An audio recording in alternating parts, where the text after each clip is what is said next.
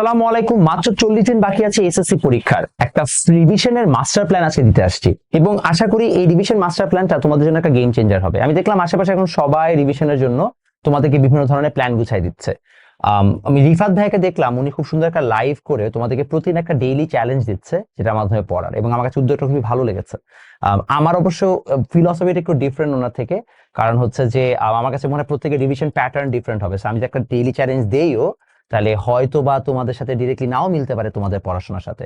So এই জন্য আমি রাদার তোমাদেরকে একটা প্ল্যান বানাই দিচ্ছি, যে আসলে তুমি কিভাবে প্ল্যানটাকে নিজে থেকে নিজেই বানাইতে পারো, কিভাবে তুমি অ্যাপ্রোচটা নিবা, এইটার উপর ডিপেন্ড করে যেন হচ্ছে যে তোমার মোটামুটি পড়াটা হয়ে যায়। এবং আমি তোমাকে ওভারঅল বলেও দিব যে কি কি পড়তে হবে, কিভাবে পড়তে হবে। আসো, তোমাকে হচ্ছে যে প্রথমে আমি প্ল্যানটার ক্ষেত্রে আগে সেগমেন্ট ওয়াইজ ভাগ করি।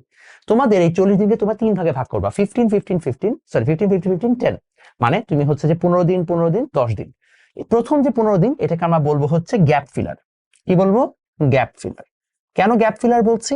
কারণ আমরা জানি তুমি যতই হচ্ছে যে বলো যে তোমার সিলেবাস শেষ, তোমাদের প্রত্যেকের কোনো না কোনো জায়গায় গ্যাপ আছে। এটা তোমরা নিজেরাও জানো। যারা খুব ভালো স্টুডেন্ট তাদের সাধারণত বিজিএস, বাংলা, ইংলিশ এগুলোতে গ্যাপ থাকে। যারা একটু খারাপ স্টুডেন্ট তাদের দেখা যায় সায়েন্সের সাবজেক্টগুলোতে প্রবলেম থাকে। তো তোমরা আগে লিস্ট করবা যে কোন কোন চ্যাপ্টার তোমরা পারো। এভাবে লিখবা: ফিজিক্স চ্যাপ্টার 1-2 পারি না, কেমিস্ট্রি চ্যাপ্টার 8-11 পারি না, সরি 8 তো নাই, 7-11 পারি না। এভাবে তুমি লিখে রাখবে যে কোনগুলা কোনগুলা তুমি এখনো পারো না।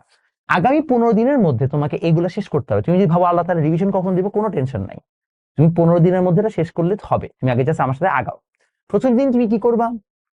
এভরিডে 3টা করে চ্যাপ্টার টার্গেট নাও। এখন যেহেতু তোমাদের স্কুল টুল সব বন্ধ, 3টা করে চ্যাপ্টার টার্গেট মানে হচ্ছে তুমি 3টা সেশনে পড়াশোনা করবা। সকাল বা মর্নিং সেশন, আফটারনুন সেশন, আর লাস্টে হচ্ছে ইভিনিং সেশন। তুমি 3টা সেশনে 3টা হচ্ছে পড়াশোনা করবা। তো মনে করো সকালের সেশনটা তুমি শুরু করলা সকাল 8টায়, 8টা থেকে 12টা তোমার 4 ঘন্টা আছে। 4 ঘন্টার মধ্যে তুমি এখন ফিজিক্সের কোনো একটা চ্যাপ্টার তুমি কমপ্লিট করে ফেলতে হবে। তাহলে তুমি আগে একটা ওয়ান শট ক্লাস দেখবা, দেখে ওই চ্যাপ্টারটা কমপ্লিট করে ফেলবা। এটা হবে তোমার ফার্স্ট এন্ড ফরমোস্ট টাস্ক। ঠিক আছে? তাহলে এখন ওয়ান শট দেখো। তোমার যদি কোনো একটা রিভিশন কোর্সে এনরোল করা থাকে, রিভিশন কোর্স দেখতে পারো, আমাদের কম্প্যাক্ট সিরিজের ক্লাসেস দেখতে পারো। প্রত্যেকটা প্ল্যাটফর্মের এখন ভুরি ভুরি ফ্রি ক্লাস আছে। তোমার যেটা যেটা দরকার তুমি এখন দেখে ফেলবা। এখন তোমার ওই ডিটেল দেখার, অনুধাবন করার, বেসিক শেখার সময় নেই, কোনো দরকারও নেই, শিখে ফেলবা। করার পরে এইবার তুমি শুরু করেছো প্র্যাকটিস এমসিকিউ। সো তুমি এবার হচ্ছে যে প্রত্যেকটা চ্যাপ্টার থেকে অবশ্যই অ্যাটলিস্ট 100 করে এমসিকিউ প্র্যাকটিস করবা যখনই তোমার একটা চ্যাপ্টার শেষ হয়ে যাবে। এমসিকিউ প্র্যাকটিস করার জন্য তুমি টেস্ট পেপারে চলে যাবা। প্রত্যেকটা টেস্ট পেপারের পেছনে দেখবা একটা সাজেশন লিস্ট দেওয়া থাকে প্রত্যেক চ্যাপ্টারের টাইপ ভিত্তিক, যে 100, 200, 150, 300 যেই টেস্ট পেপার ইউজ করো না কেন, ওই লাস্টের এমসিকিউ গুলো সলভ করে ফেলবা। যদি বাসায় টেস্ট পেপার না থাকে, কিনতে না পারো, তাহলে যে কোনো অ্যাপ থেকে ফ্রিতে কাজ করে নিতে পারো। যেমন আমি তোমাদেরকে 3টা অ্যাপের ব্যাপারে গত মাসে বলেছি: বৃত্ত, স্মার্ট সহায়, একটা আমরা বলেছি বর্ণ এআই। এছাড়াও তোমাদের চর্চা আছে, আরো অনেকগুলো অ্যাপ আছে, তোমার এদের সাথে চাইলে কাজ করতে পারো।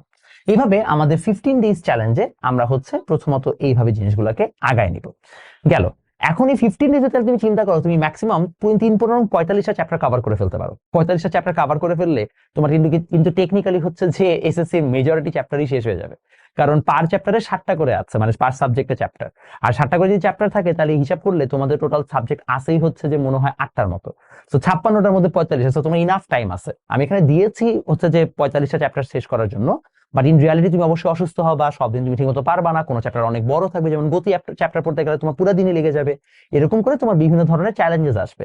বাট 15 দিনের মধ্যে তুমি কভার করতে পারবা, দ্যাটস ফর শিওর। এটা তোমার শেষ 15 দিনের মধ্যে তুমি চ্যাপ্টার কভার করে ফেলছো।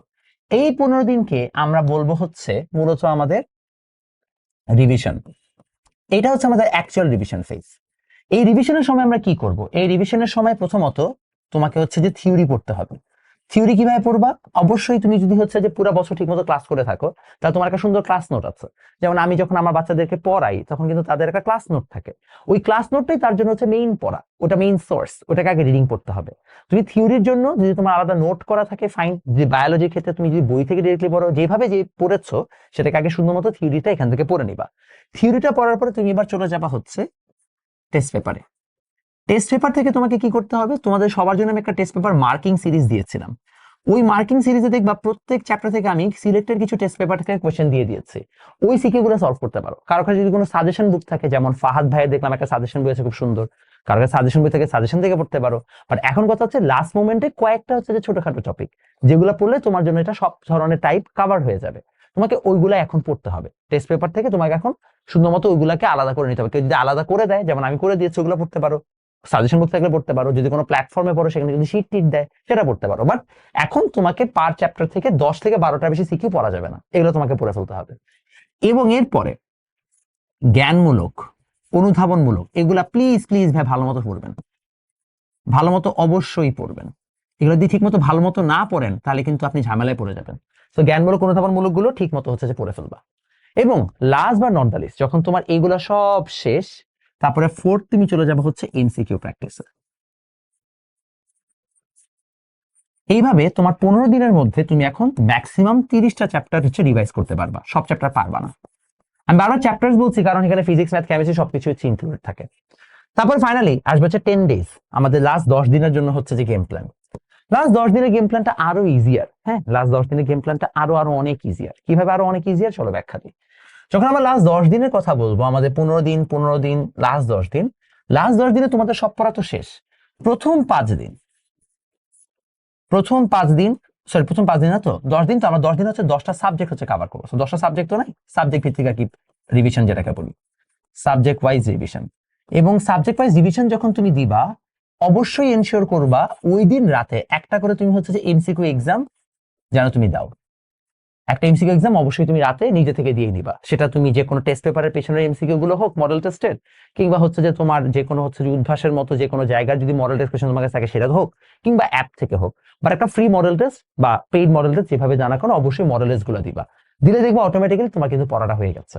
এইভাবে তুমি 15-15-10 স্প্লিটে তুমি যদি রিভিশন করো, ইনশাল্লাহ তোমার রিভিশন মাস কমপ্লিট হয়ে যাবে। অবশ্যই চেষ্টা করবা তোমাদের ফার্স্ট পরীক্ষা যেহেতু বাংলা, বাংলা পরীক্ষার আগে যেন 5 দিন তুমি গ্যাপ রাখো। কেন 5 দিন গ্যাপ রাখতে বলছি, হয়তো তোমার 5 দিন লাগবে না পড়তে, বাট 5 দিন তুমি হাতে রাখলে অ্যাটলিস্ট তুমি দেখা যাবে লাস্টে 4 দিন অ্যাটলিস্ট পাচ্ছ। এবং ফার্স্ট পরীক্ষা, কেন্দ্র দেখতে যাইতে হয়, অনেক কিছু থাকে।